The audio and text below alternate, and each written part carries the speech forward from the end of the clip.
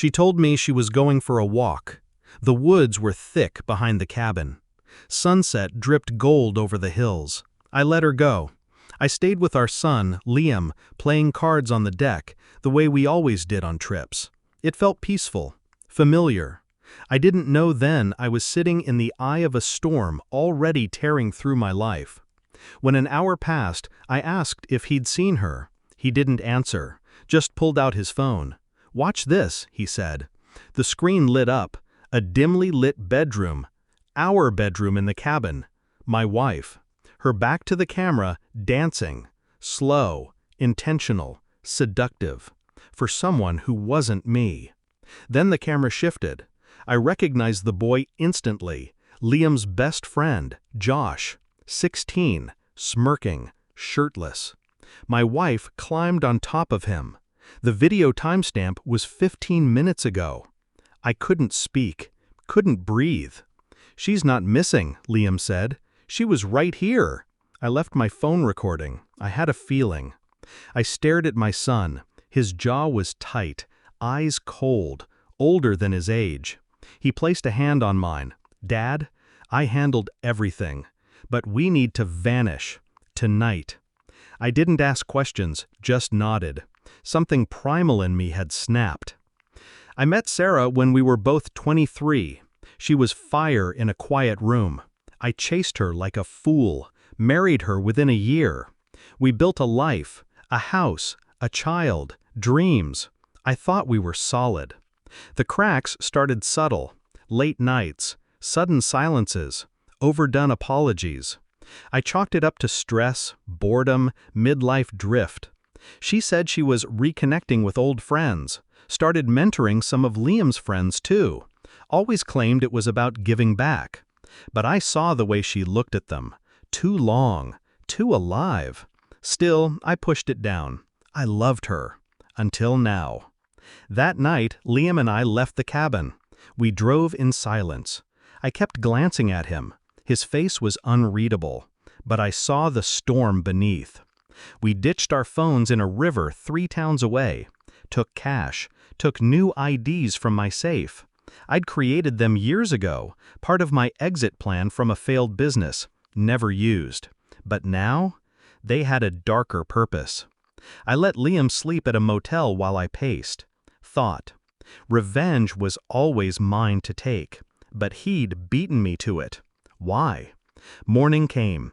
I borrowed a burner phone and turned it on. 167 missed calls, all from Sarah. Messages poured in. "Please come back. I'm sorry. It was a mistake. Please don't ruin me." Then a new one. "What did you do to Josh?" My blood turned ice. Liam and I sat by a diner window. I asked what happened. He didn't flinch.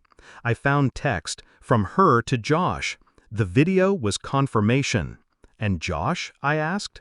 "I sent the video to his dad," he said. Anonymous email, along with every message she sent him, screenshots. His dad's a cop. He lost it. He slid a manila envelope across the table. Evidence, everything backed up, on a timer. If anything happens to us, it all goes out to the press.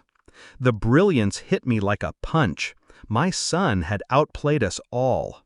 "She destroyed us," he said quietly. "But I didn't want you to go to prison for her." I had tears in my eyes. I didn't remember the last time I felt proud and broken at once. Sarah was exposed within 24 hours. Josh confessed. His father filed charges. The school suspended her. The neighbors turned cold. Her sister disowned her.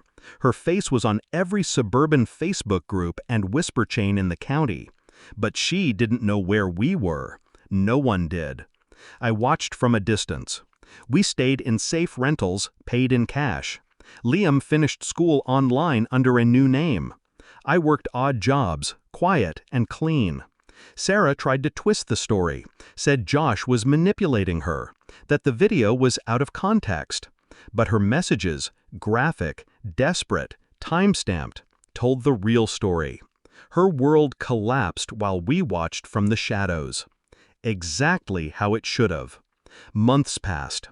She sent another message. somehow found a new burner number I'd used once. "I need to talk to you. You don't understand. Please, for Liam." That was her last mistake. I sent her a single message in return. "Liam saw everything, and he chose justice. You were never the victim. You were the infection." Blocked her. We haven't looked back. Liam is stronger now, colder too, maybe, but there's steel in his spine. I worry sometimes about what this cost him, what it did to both of us. But then I remember, he saved me. I was ready to burn down my life for revenge. He handed me justice instead, not with blood, but with truth, with exposure, with precision. My wife used our trust as a playground. She danced while we waited on the porch. Now she's alone, unforgiven, untouchable, and we're free. Closure doesn't always come with fire. Sometimes it comes with silence, with erasure, with a teenage boy looking his father in the eye and saying, "I handled it. Let's vanish."